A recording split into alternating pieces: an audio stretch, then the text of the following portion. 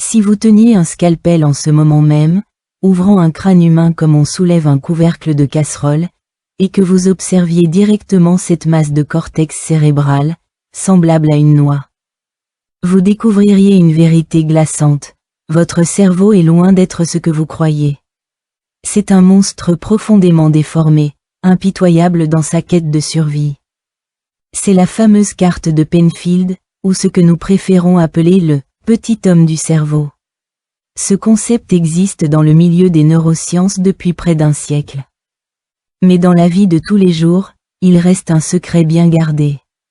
Pourquoi un secret? Parce que si vous compreniez vraiment cette carte, vous réaliseriez que l'homme moderne, dans sa quête d'une prétendue supériorité intellectuelle, a consommé des quantités astronomiques de noix, ingéré des quantités astronomiques de DHA, et même suivi des cours de stimulation cognitive. Mais la voie à suivre est fondamentalement erronée. Nous avons alimenté le moteur à tout va, sans nous soucier de l'arbre de transmission rouillé, et cet arbre de transmission, c'est votre main. Et plus particulièrement le bout de vos doigts. Aujourd'hui, pas de platitude sur la santé ni de tentative de vente de compléments alimentaires. Nous allons parler de cette étrange représentation gravée sur votre cortex cérébral et comprendre pourquoi ces hommes préhistoriques, assis en tailleur sous les arbres, faisant d'étranges gestes, pouvaient être plus alertes que vous, assis à un bureau toute la journée. Remontons d'abord aux années 1930, à Wilder, neurochirurgien à Montréal, au Canada. Penfield se tenait devant la table d'opération. Le patient était conscient, mais son cuir chevelu était anesthésié, car le cerveau lui-même ne possède pas de récepteur de la douleur. Cela permettait au médecin de communiquer directement avec le patient pendant l'intervention. Penfield tenait une sonde parcourue par un faible courant électrique, à la recherche de la lésion. Il était en train de dessiner, sans le vouloir, la première carte du cerveau humain de l'histoire. Lorsque le courant effleura une région au centre du cortex cérébral, le patient s'exclama soudain. « Mon pouce palpite !» Penfield éloigna légèrement la sonde et cliqua de nouveau.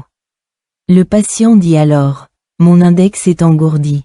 Il s'éloigna encore un peu, et ses lèvres tremblaient.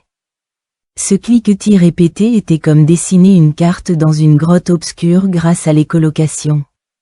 Finalement, Penfield reliait ses points pour former une petite silhouette terrifiante. Dans cette minuscule figure, les parties du corps ne sont pas réparties selon des proportions réelles, mais plutôt selon la taille de l'espace qu'elles occupent dans le cortex cérébral. Le résultat est absurde, ressemblant même à un monstre difforme sorti d'un film d'horreur. Cette figure minuscule possède des mains énormes et disproportionnées, en particulier le pouce. Aussi gros qu'une aubergine, ainsi qu'une bouche et une langue gigantesques. Pendant ce temps, le torse, les cuisses et les bras, que nous considérons normalement comme importants, sont réduits à la taille d'une allumette, encore plus petit que l'espace occupé par un petit doigt.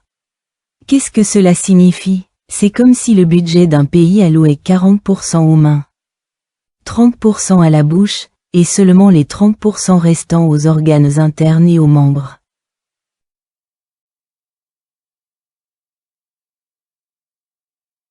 Aux yeux du cerveau, nous ne sommes qu'une paire de mains et une bouche gigantesque, accrochées à un corps presque insignifiant. C'est un coup dur pour l'estime de soi, mais aussi la plus cruelle des vérités de l'évolution. Nous pensons toujours vouloir utiliser nos mains, alors elles bougent. Or, la carte de Penfield révèle une logique contre-intuitive. Le cerveau a évolué, dans une large mesure, pour servir ses mains. Si l'être humain est devenu l'espèce dominante sur Terre, ce n'est ni grâce à sa vitesse, ni grâce à ses dents acérées, mais grâce à la capacité de ses mains à accomplir des tâches extrêmement délicates. Nous pouvons pincer des aiguilles, enfiler du fil, fabriquer des outils et écrire. Derrière chacune de ces actions fines, des centaines de millions de neurones doivent s'activer intensément dans le cortex cérébral. Ceci nous amène à une conclusion extrêmement inquiétante. Lorsque nos mains cessent leur mouvement fin, notre cortex cérébral ne se repose pas, il s'atrophie. Pensons à ce que nous faisons aujourd'hui, notamment à la quarantaine, chez les personnes âgées. Ou même chez les jeunes. Que font nos mains? Nous utilisons le glissement de doigts, ce qui pourrait bien être la plus grande illusion de l'histoire de l'évolution humaine. Nous croyons manipuler nos téléphones avec nos mains, mais en réalité, ce geste est extrêmement rudimentaire sur le plan neurologique.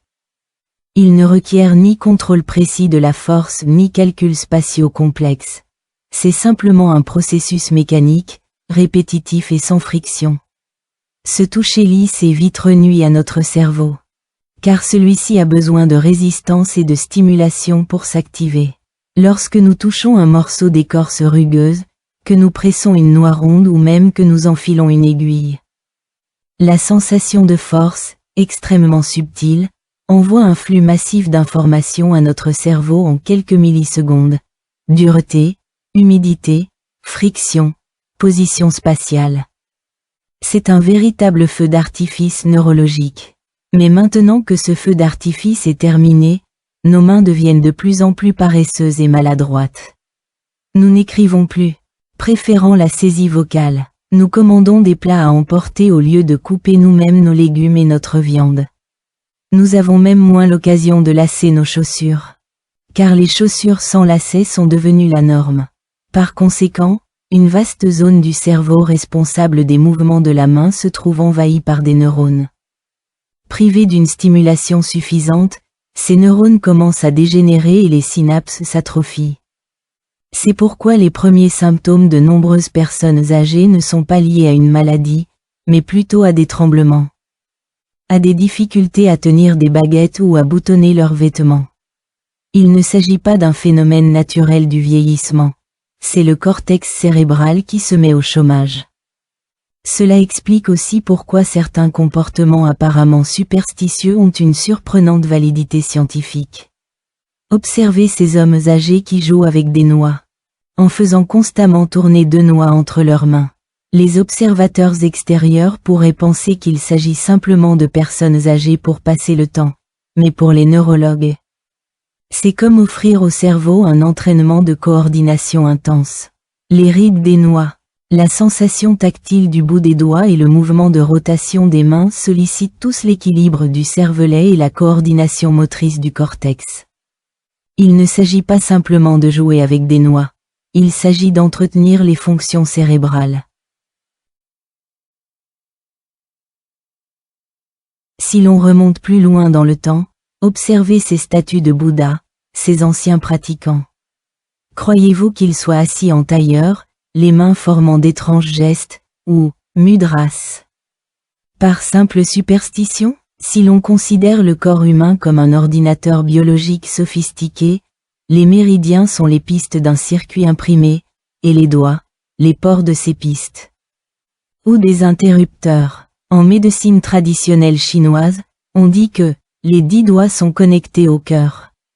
Il ne s'agit pas d'une figure de style, c'est une structure physiologique. Le pouce correspond au méridien du poumon, l'index au méridien du gros intestin, le majeur au méridien du péricarde, l'annulaire au méridien du triple énergisant. Et l'auriculaire au méridien du cœur et de l'intestin grêle. L'origine ou le point d'arrivée de ces 6 méridiens se situe au bout des doigts. Lorsque vous pincez doucement votre pouce et votre index pour former un signe « OK », vous ne faites pas qu'un simple mouvement. Vous connectez 2 méridiens dans votre corps. Les circuits énergétiques du méridien du poumon et du méridien du gros intestin sont alors connectés, comme un court-circuit sur un circuit imprimé. Le courant forme instantanément une boucle fermée. Bien que les anciens ne connaissaient pas l'anatomie et n'aient pas vu la carte cérébrale de Penfield, ils ont perçu avec acuité les changements physiques et mentaux induits par cette fermeture de circuit grâce à l'introspection. Par exemple, lorsque vous êtes extrêmement tendu, apeuré ou en colère. Quel est votre réflexe instinctif? Vous serrez le poing et contractez fermement votre pouce dans la paume. Dans le taoïsme, on appelle cela saisir fermement, un geste typique des nouveau-nés. Pourquoi les bébés saisissent-ils fermement? Parce que cela permet de se recentrer et de procurer un sentiment de sécurité. Ce sentiment est en réalité atteint grâce à un geste de la main spécifique. Cette posture interrompt brutalement le mode de consommation d'énergie induit par le stress, apaisant ainsi l'amygdale. Le centre émotionnel du cerveau. Il ne s'agit pas de mysticisme, c'est le mode dépannage naturel du corps, une fonction que nous avons malheureusement tendance à oublier. Nous rions des personnes âgées qui égrènent leur chapelet, sans nous rendre compte que chaque mouvement de leurs doigts provoque une infime poussée de concentration dans leur cerveau. Nous ne comprenons pas les jnana mudras, gestes des mains, lors des cours de yoga, pensant qu'ils ne sont là que pour la forme. Ignorant que ces gestes dirigent physiquement le flux sanguin vers le cortex préfrontal, la zone supérieure responsable de la rationalité et de la prise de décision. Mes amis, cessez de vous laisser berner par ces termes complexes de neurosciences, comme la neuroplasticité et le remodelage synaptique. La solution la plus simple est juste sous vos yeux. Si vous voulez que votre cerveau fonctionne bien, si vous voulez garder l'esprit vif en vieillissant, si vous voulez vous détendre rapidement lorsque l'anxiété vous empêche de dormir. Arrêtez de prendre des médicaments stimulants pour le cerveau et écoutez vos mains. Cela ne paraît-il pas incroyablement simple? On a tendance à penser que résoudre des problèmes complexes, comme la dégénérescence cérébrale ou les troubles émotionnels, exige des solutions complexes, telles que des médicaments coûteux et des thérapies psychologiques compliquées. Mais la vie est souvent étonnamment simple.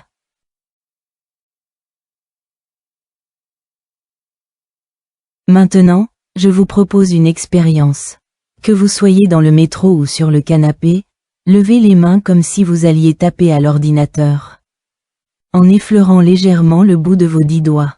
Attention, le contact doit être très léger. N'appuyez pas fort et ne les écartez pas. Il vous faut trouver ce point critique extrêmement subtil. Comme l'instant où deux aimants s'approchent, semblant s'attirer sans toutefois s'unir. Fermez les yeux et concentrez toute votre attention sur ce millimètre de peau où vos doigts se touchent. Que ressentez-vous? Si vous vous approchez suffisamment, vous sentirez une légère pulsation au bout de vos doigts, voire une sensation de chaleur et de picotement. Vous aurez peut-être même l'impression que vos mains ne sont pas vides, mais qu'elles tiennent une sphère invisible. À cet instant précis, votre cerveau subit une transformation radicale. Pour maintenir ce contact délicat et ressentir cette faible sensation électrique, votre cortex cérébral doit faire abstraction de tous les bruits environnants et concentrer toutes ses ressources cognitives sur le bout de vos doigts. C'est cela, la concentration. À cet instant précis, les pensées vagabondes de l'esprit s'interrompent. Vous ne pensez plus à l'emprunt immobilier de demain, ni à la mine renfrognée de votre patron d'hier. Votre monde se réduit à ces 10 effleurements du bout des doigts. Votre cerveau bénéficie alors d'un repos précieux et structuré. Ce repos est 10 000 fois plus efficace que de regarder 2 heures de courtes vidéos, car le visionnage de vidéos épuise votre dopamine, vous rendant d'autant plus fatigué que vous vous reposez. Cette concentration du bout des doigts, en revanche, recharge votre système nerveux et répare les gaines de myéline endommagées par l'anxiété. C'est pourquoi j'affirme que les empreintes de main ne sont pas des rituels religieux, mais plutôt une question d'ergonomie. Poussons cette logique plus loin. Pourquoi les gens modernes ressentent-ils généralement un vide? Il ne s'agit pas seulement d'un vide spirituel, mais aussi d'une privation physiologique de nos sens. Nous vivons dans des pièces climatisées, marchons sur des routes asphaltées lisses, portons des chaussures confortables et touchons des écrans en verre lisse. Nos sens sont trop bien protégés, au point de s'atrophier. Dans cette ruine lisse, le cerveau est le premier à s'effondrer, car il dépend des informations sensorielles pour maintenir sa vitalité. Sans texture rugueuse ni micromanipulation fine, il est comme un prisonnier enfermé dans une pièce blanche, finissant par sombrer dans la folie par privation sensorielle. C'est l'angoisse de la modernité, qui explique notre dépression ou notre irritabilité.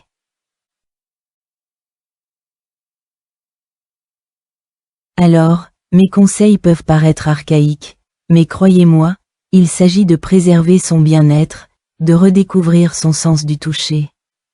Consacrez 5 minutes par jour à des exercices pour les doigts.